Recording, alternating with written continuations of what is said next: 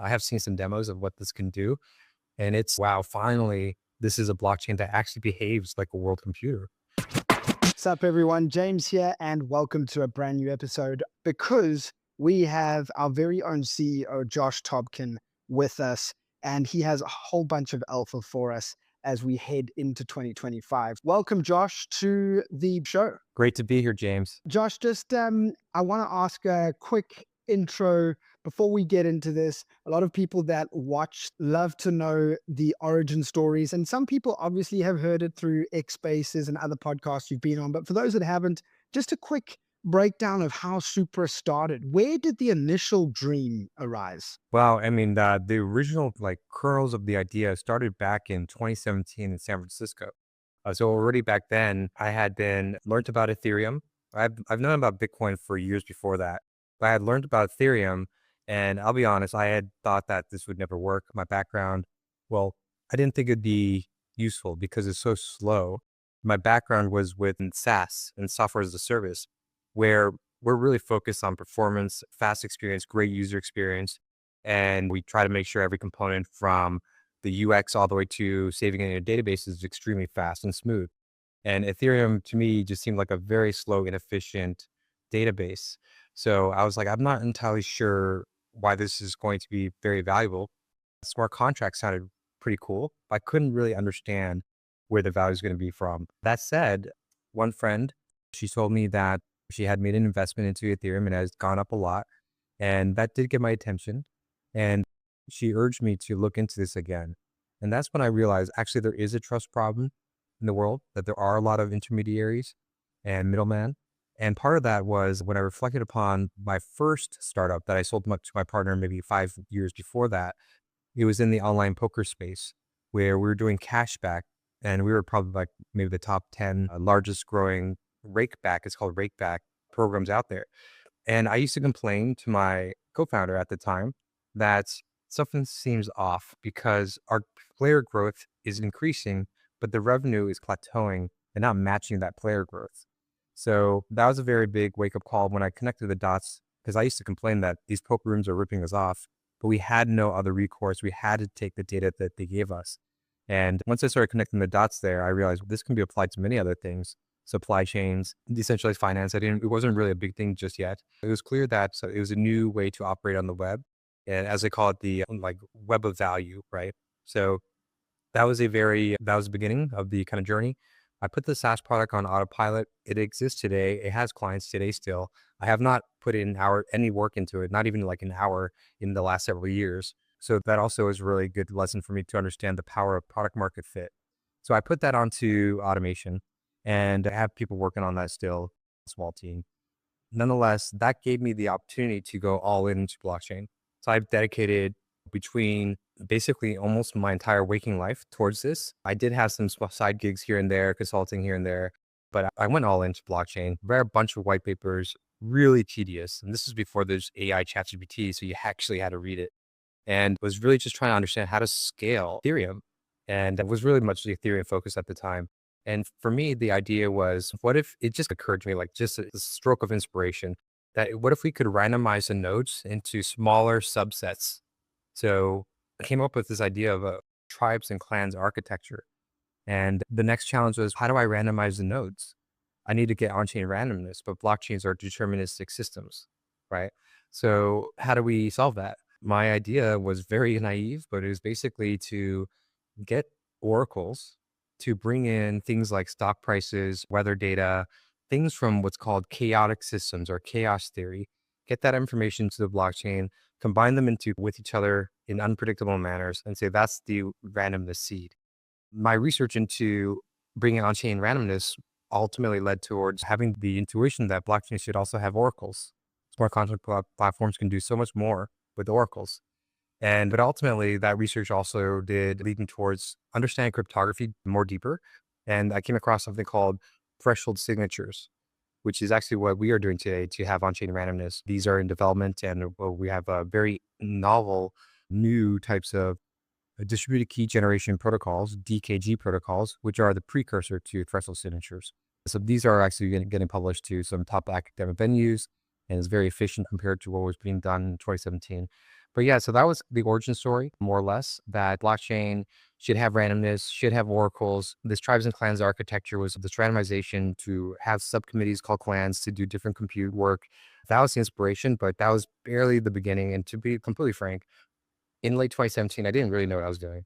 And it took a long time for us to, a lot of research, a lot of collaborations with great academics and researchers to bring Supra to where it is today. I think that's exactly what is required. You can have the inspiration, and then it's a dream team to come together to start putting it all together. I love that, a stroke of inspiration. That stroke of inspiration is what I was looking for. That's the moment where you started to realize what is possible here with this technology. You mentioned also their waking life. I'm really curious, back then compared to now, what is your waking life like in terms of hours? Wake up time to when you put your head on your bed? Okay. Typical day for me is these days, at least, it's waking up around 8 a.m. I usually tend to like to wake up earlier, but been working late with our international team. So let's just say my most intense days are Mondays, Tuesdays, and Thursdays because we have research calls from my meetings start from 9:30 p.m. all the way to usually 12 midnight. And then it still takes me another hour or so to get to sleep after that. But during between that, so let's just say my day starts 8 a.m.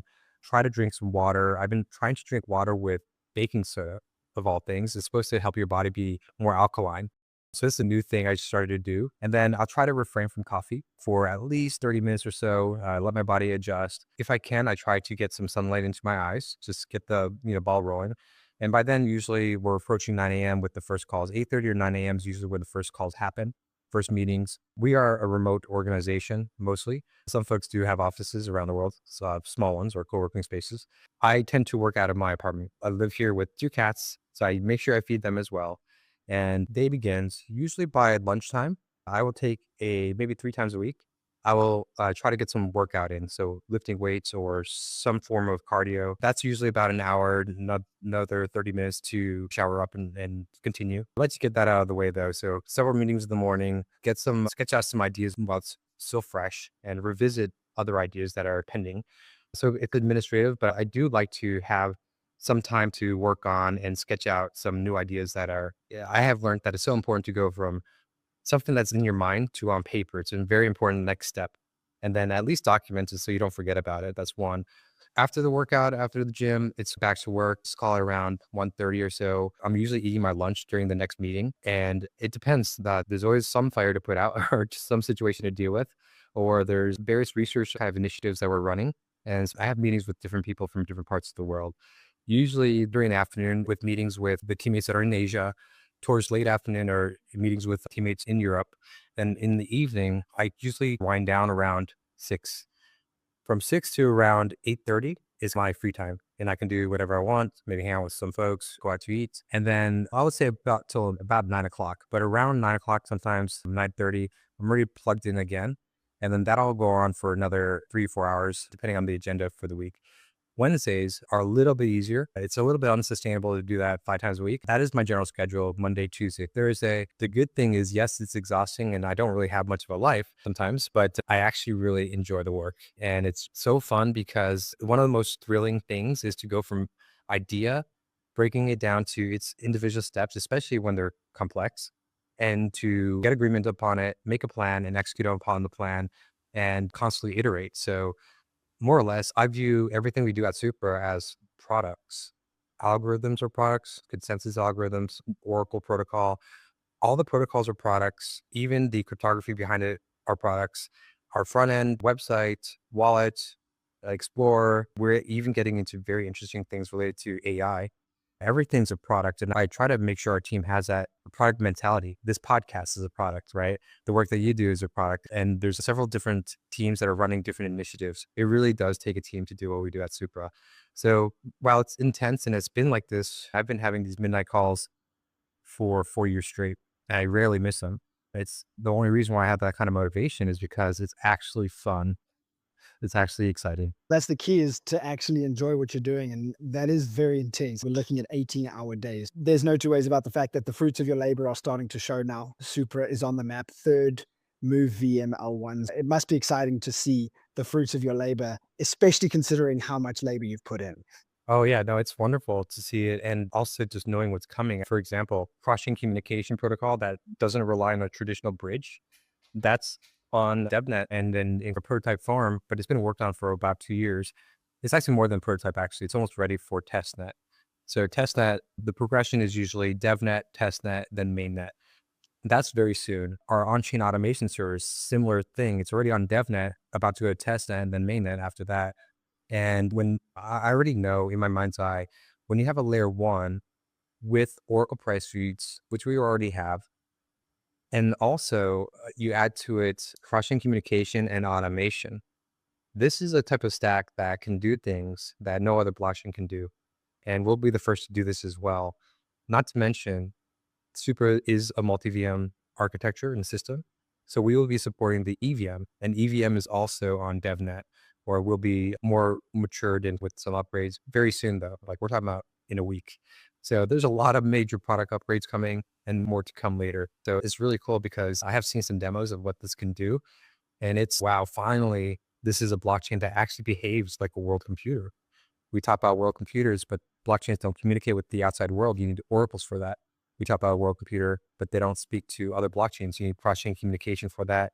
And these things don't all natively have automation. Us bringing these components together in a very unique architecture with wonderful algorithms, it's going to, in my opinion, create a lot of value for developers and then ultimately for the end consumer. No two ways about that.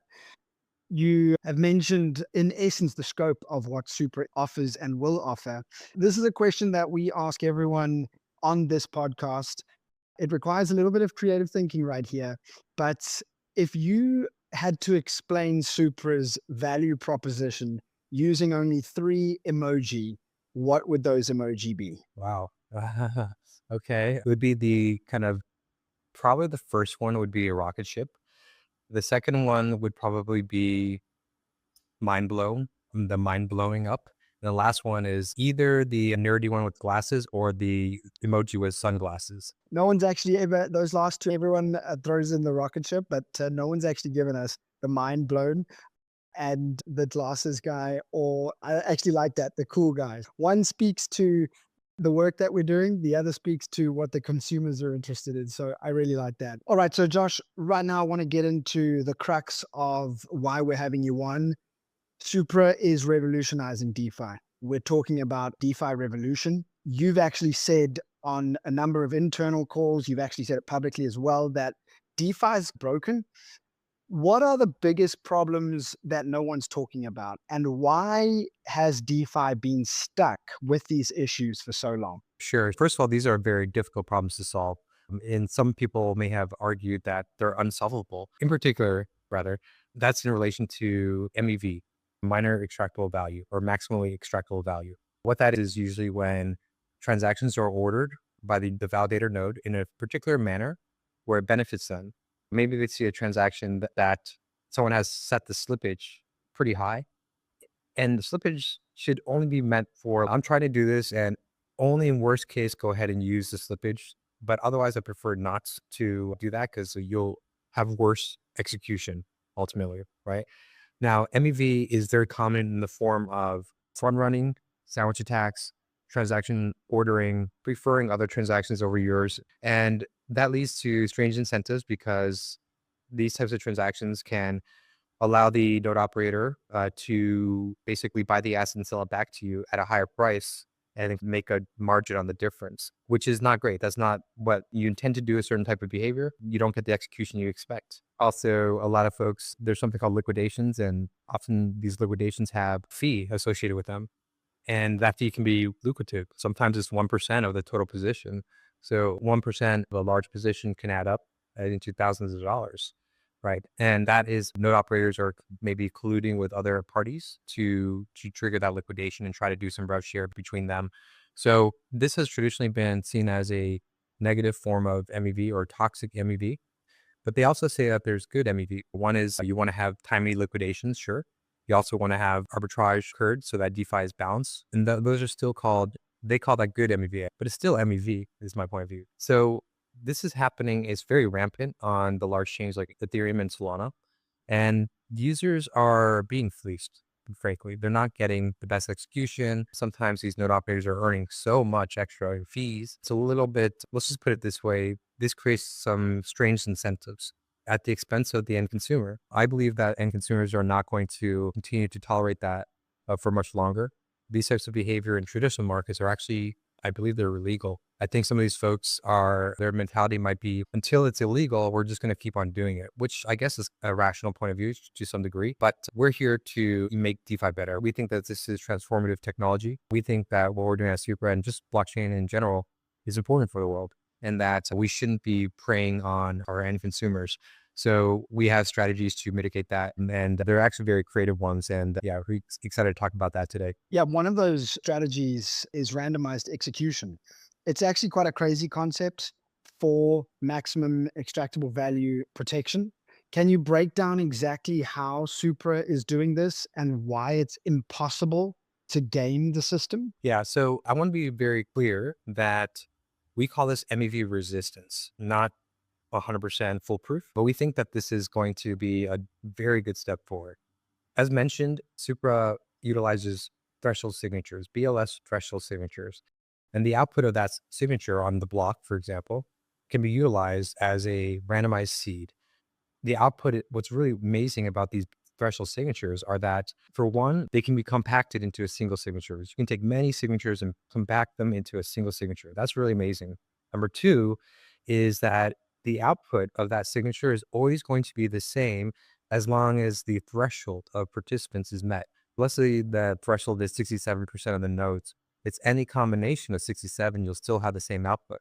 And the last attribute about this, which is amazing, is that the output is unpredictable as long as there's a single honest actor within that threshold.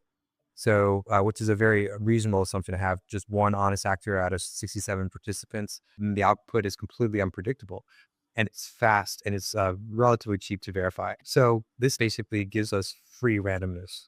So we can utilize the threshold signature on our block as the randomness seed in which to decide how to execute the transactions in the block at a randomized order, so unpredictable order.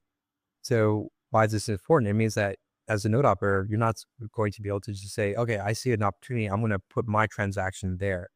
You might be able to try to do grinding, but you'll have a very small window to grind on that. We're talking about Supra finalizes and commits blocks in 300 milliseconds, not block production, finalizes consensus. And that's very fast. So the opportunity to cheat is very low. And by randomization, you can't predict the ordering of the transactions. And while it's random, it's also deterministic, meaning everyone has to execute in the same manner, but it's in an unpredictable manner.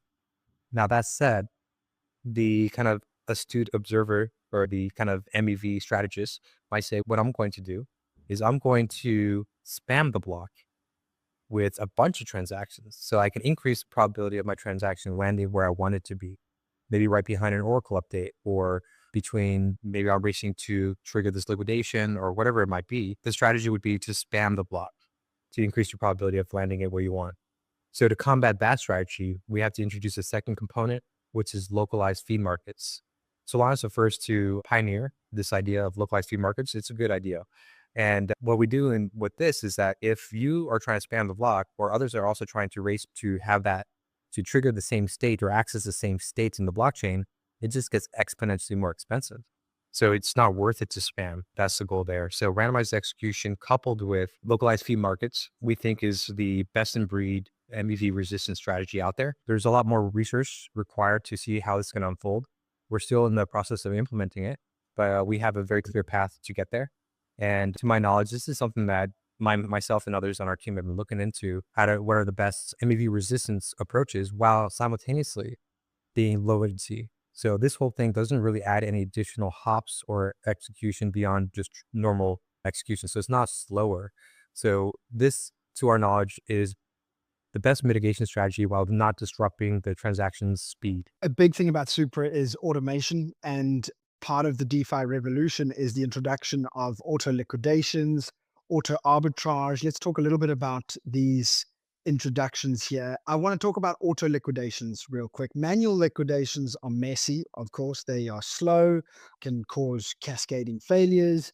With Supra's automated approach, Do you think this means the end of bad debt and liquidation wars? I think these ideas can make Supra the best place to have execution in DeFi. This is truly a very innovative approach. Layer one smart contract platform with native price feeds. And imagine Supra prioritizes the Oracle data. So the Oracle data always lands. Just so you guys know, in other chains, Oracle data may not land in the block and therefore it may not update. If there's too much congestion, that update from the Oracle may not land. But in Supra, since we have native Oracle, we can prioritize it. We aim to have Oracle data land in every single block. That's one. Now, layer one with Oracle, cool. Automation. You add in automation to the mix. Now you can do things in a very interesting manner. So we call this zero block delay automation. Okay. What I mean by that is at the execution of every single block, we have a certain amount of execution space that's reserved for automation tasks that are registered in advance. Now we can also have system level automation tasks. Now, what's really remarkable about this is that every single block, and suppose every block is run committed on the order of 300 milliseconds. So let's just say 2 or 3 blocks per second.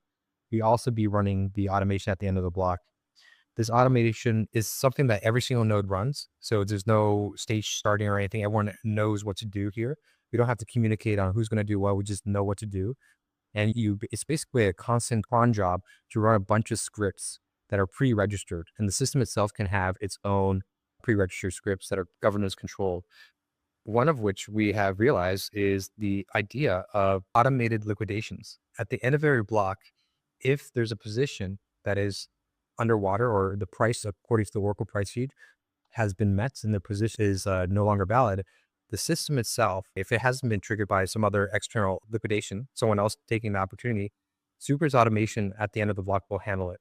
It'll simultaneously, perhaps the system will take a flash loan from the decentralized treasury. So this is another concept we should cover. This idea of a network-owned liquidity. It's like a decentralized pool of assets that the system controls. It's like a decentralized bank for the Supra ecosystem, which will be governance controlled over time.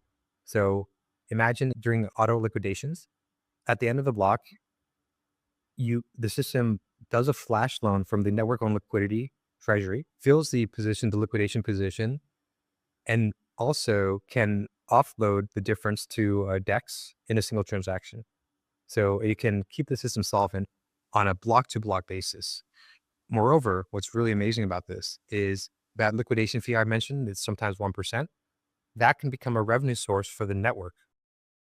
Also, to take this further, what we hope to do is, let's just suppose we say 50% goes to the decentralized treasury, 25% goes to the DApp in which this liquidation occurred, becoming a new revenue stream for the DApp, by the way. They don't necessarily collect that fee. And also the other 25% to node operators that execute the liquidation. So these become new revenue streams for the treasury, to the DApp, to the node operator, and also keeps Supra DeFi more solvent and balanced. And these underwater positions won't occur. To my knowledge, we're the first to do this. And what I'm about to share is not guaranteed, but I'll tell you the team has been discussing the following. If we are able to accumulate a sizable treasury, we could also technically, this will have to be the group foundation and governance decision, we could do buybacks. So we can be building up the treasury and then buying back the Supra token, which is really popular right now. These protocols, folks like it because it reduces the circulating supply. So things like this are possible. Other things that are possible is, let's suppose that we build a sizable treasury over time, and that treasury can be utilized for ecosystem growth or other initiatives. Bottom line is, we don't have to always rely on block rewards in the long run. Maybe we need to incentivize block producers and validators more than the block rewards have. By building up this treasury, we can just have a constant stream of revenue for the system. And I'm really inspired by the idea that ultimately this thing would be completely decentralized control. And therefore, you have a reason, like through governance, right? You have a reason to participate in decentralized governance because there's actually something that you can influence that might be quite sizable. I have no idea how big it could get, but I think it could get very large. So that's really exciting about that in terms of auto liquidations and new types of revenue streams. I want to continue with topic of automation, but you brought up the treasury. So let me just ask this real quick. The network owned liquidity, it's a concept that sounds like a built-in DeFi war chest.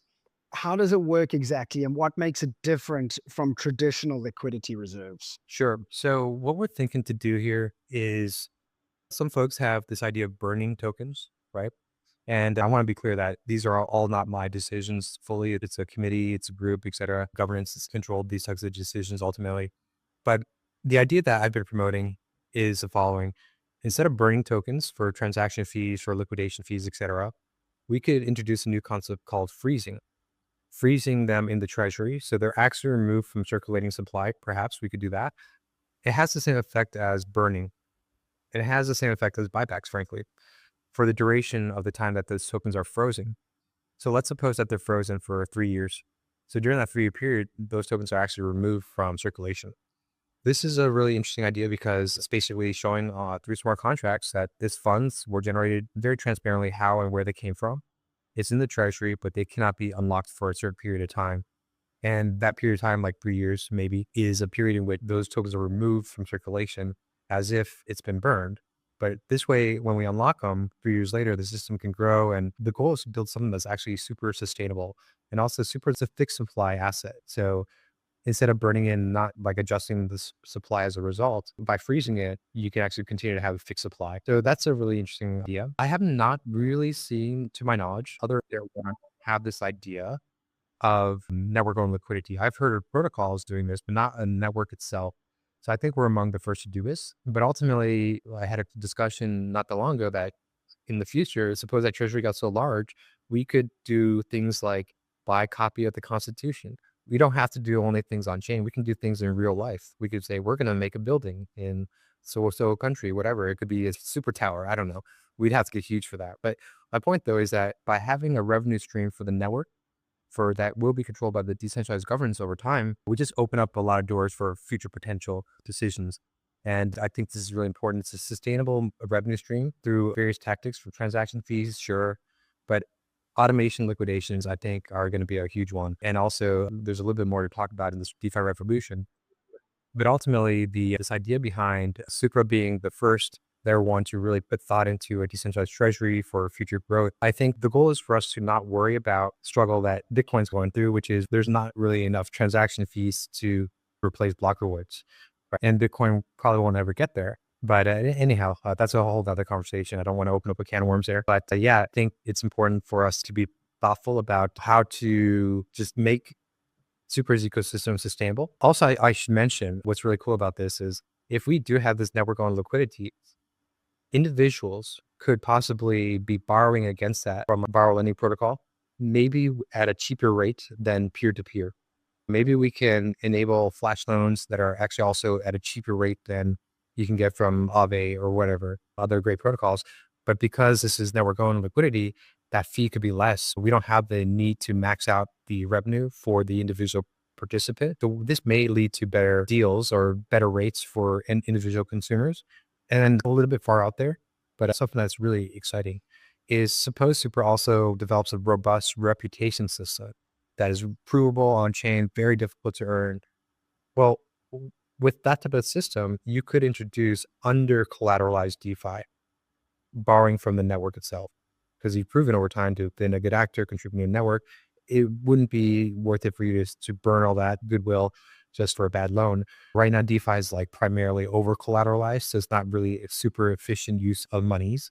Whereas if we are able to have some form of reputation system or on-chain credit score or whatnot, you could possibly do under collateralized loans, borrowing from the treasury itself. So it just opens up the doors for more things and that may have a significant impact. So back to automation, we've spoken about auto liquidations, but auto arbitrage has been mentioned in this DeFi revolution position that Supra is crafting and proposing. It's a wild concept. Supra's automation actually takes over arbitrage instead of relying on external actors. How exactly does that work? And will it put traditional DeFi arbitrage traders out of business? It won't put all arbitrage folks out of business for sure. Now, keep in mind that value is just going to an external party. It's not really being captured by the network itself. It's not necessarily being captured by the DApp in which the arbitrage opportunity emerged, nor to node operators. So it's completely third party external. That's where those opportunities, it's usually at like high frequency trading firms. It's very much the elite, not the average retail person anyways. So yes, they can also seek those opportunities, but the way that the auto arbitrage works is that once again, at the end of every single block on a system level, we can effectively check for imbalances across different DeFi pools. Now, what's interesting is that, first of all, if we can do this on a very low latency basis, every single block, our DeFi should be very well balanced. And this is good for end consumers. You'll end up with tighter spreads and better execution ultimately. So execution quality is like the main North Star in what we're going for. MEV resistance, timely liquidations, tighter spreads, and the automation system is going to power this. Now, the way it works in practice is at the end of the block, we have system level automation, and we will seek for opportunities in which there's imbalances. We may have to, in advance, program some specific order of dexes or opportunities to seek through to solve for these opportunities to run these certain types of system automation tasks in this particular order. And we also may have to, over time, tweak that approach. But suppose we have identified and refined it to the best of our ability. We only tweak it maybe every 3 months or something like this, maybe more often. At the end of every block, we have a very specific set of transactions that are executed in a particular order, which we believe will max out the arbitrage opportunity. And once again, since Supra has oracles, we also have on-chain dexes, etc. We can formulate notion of the ground truth. What is the actual value of these assets? And we can use that information to inform us on what are the opportunities for arbitrage. Now, we think that this basically the average, there will be opportunities for anyone to snipe an arbitrage opportunity, but anything that's remaining, like all the additional long tail, that's what we'll clean up with on a block to block basis. Now, we I suspect that Supra's automation system will take most of the arbitrage opportunities, but we redistribute it. So once again, maybe like 50% to the treasury that becomes decentralized governance controlled, 25% to the DApp, where this opportunity came from, once again, becoming a new revenue stream for the DApp that they don't otherwise get today. These dApps don't collect the liquidation fee or the arbitrage opportunities. And then the other 25% back to node operators, because we're trying to make it not profitable to just do MEV on Supra. But MEV is a significant revenue source. Why don't we do revenue share through this automation system? So it's better for DeFi, it's better for end consumers, it's better for node operators, and we also have decentralized treasury for this. So auto arbitrage and auto liquidations are going to be really interesting and new forms of revenue generation for the system at large. So, staying on the topic of automation here, you're also going to be letting retail users create their own on chain trading strategies with no code automation. Are we about to see an army of degens running their own trading bots? Yes. So the thing is, okay, so this is wild. So the combination, once again, the combinatorics are so expressive when you have layer one, Oracle, fast layer one, Oracle, smart contract platform, Oracle price feeds, as well as automation, right? Now, for the end consumer, what they can do is you can also create your own strategies. So as long as Supra has this information, such as your indicator, like a technical indicator that you're looking, for example, you could say, do this if this RSI technical indicators hitting this threshold, or like buy back or sell or trade or whatever it is, or swap when some other like moving average is met. If we can get that data on chain, which we can through Oracle's price feeds, then as long as there's information on chain, including things like, we're talking about really expanding the aperture here in terms of including things like interest rate cuts, Fed drop reports. And then if we can get that on chain, and you can actually inform your automation strategy to do things based off of the outcome that comes later from like these other authorities. Now, these systems are basically going to be running constantly. They're like on-chain bots. We will check through our automation network at the end of every block. We'll check for the conditions if they're met or not. We think that this ultimately leads towards, yes, many folks creating their own on-chain strategies that are just constantly running, and you can also tweak them and you can make adjustments to them as well. Seeking out opportunities or things that just automating tasks for you. It could be as much as simple as, I'm going to automate allowance for my kids. Like they get $20 every day. It just happens it retops up every day, $20 per account. Or It could be as sophisticated as, or as simple as, if Bitcoin's price is 97,000 and Ether's price is under 2,500, and you can even add additional variables, like multiple variables that you're tracking for, multiple conditions, then buy more Supra or do this or that.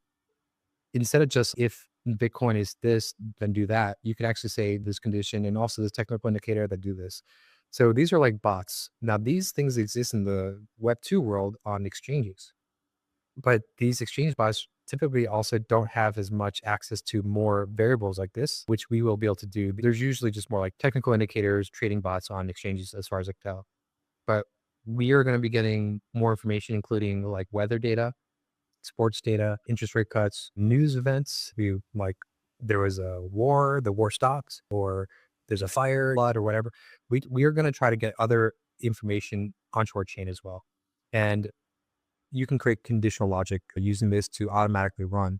Now, it's really cool, and this is very strange, but also we think a huge opportunity for Supra is that these tasks are running constantly. We execute and check every block. So 2 or 3 times per second, these are checked. Now, if your condition isn't executed, then the check is the amount of gas, the Supra that is consumed is just a little bit, but nonetheless, it's still being consumed. So if you have thousands of automation tasks registered and they're all consuming for constantly being checked 2 or 3 times per second, there's actually a lot of gas consumption. We think there's a real possibility that this automation itself is going to be creating real on-chain transactions more than just organic transactions from just everyday people sending value back and forth, because they're happening and being checked for a couple times per second. So we're really excited about that because no one else has this type of thing. And we think this is going to really increase, have a nice amount of constant on-chain transactions powered by the automation network. And once again, this is not something anyone else has. So we're finally doing something, bringing Web3 and DeFi to a new level that no one else has considered before. In essence, what you're doing is you're envisioning here a fair DeFi ecosystem, and that's going to level the playing field for builders, users, degens. Can you speak into that a little bit about leveling the DeFi playing field? Yeah, definitely. I guess also I should mention, as part of that, is we are trying to move towards a no code arena.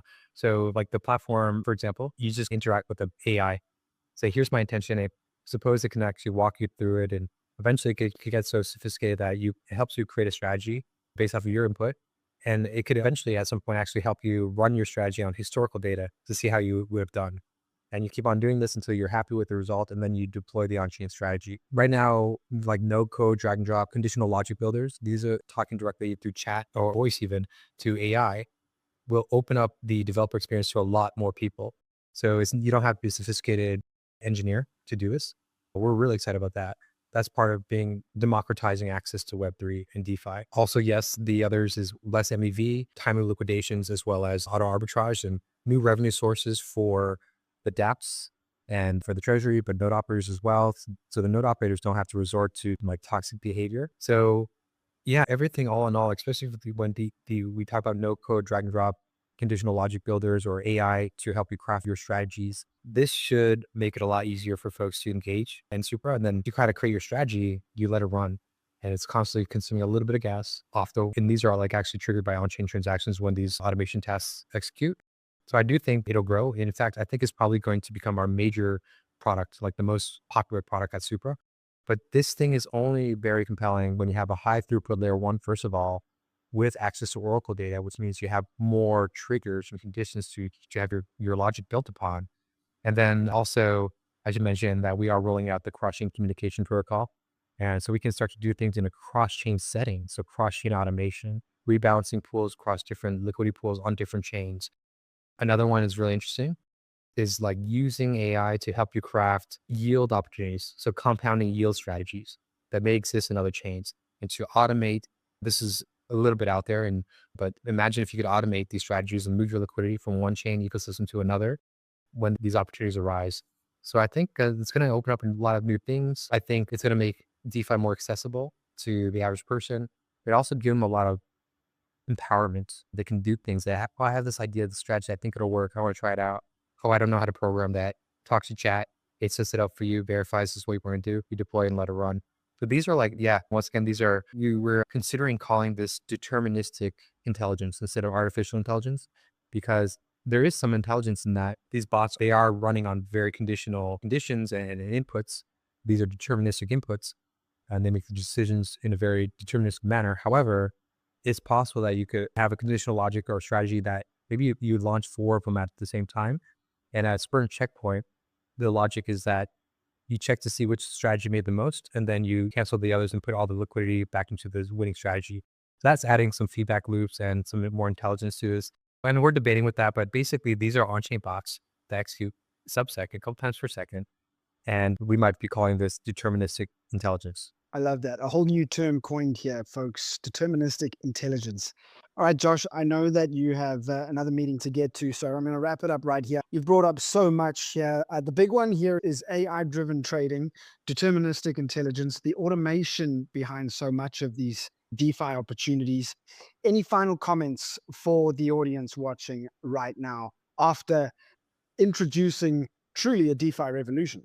Yeah, yeah. Super is here for the long run. We want to build something that is actually good for the world and is value additive, creating value for others. And once again, the combinatoric, so layer one, high throughput, low latency, fast layer one smart contract platform, access to Oracle data, very fast as well, finalizing our Oracle data on 600 to 900 milliseconds. For, just to be clear, that's finality, not the rate at which we produce the data. The data is actually being produced in a flow, it's never stopping, but we have to run some rounds of the protocol. We can complete that by communicating with the outside world, running the protocol in around 600 milliseconds. So it's very fresh and is native to Supra's chain. And the idea is that DeFi protocols don't have to worry about Oracle data landing because we prioritize it. That's what we're going for, so that it always lands. And then with automation and in a cross-chain setting, there's going to be a lot of new things that developers can do on Supra that you literally will not be able to do elsewhere. And I think I'm just really looking forward to seeing what you guys build. And then also that you guys create a lot of value and have sustainable businesses and revenue streams so you can continue to service your end consumers, and that end consumers can be happy with better execution quality. And we think that in the end, it's very fundamental. Better execution quality in a high throughput, low latency chain is going to win. It's very clear. So auto arbitrage, auto liquidations, MEV resistance will over time equal better execution. And people are going to get tired of being fleeced constantly. So we think that in the long run, Supra DeFi is going to be remarkable, and people find a lot of value with us. No two ways about the fact that Supra is going to be extraordinary. Folks, Joshua Tobkin, the CEO and co-founder of Supra. Josh, thank you so much for your time. Thank you for this whole rundown of the coming DeFi revolution. Can't wait to chat to you again soon. You too. Thanks a lot, James. Anytime. Take care. Bye-bye, man.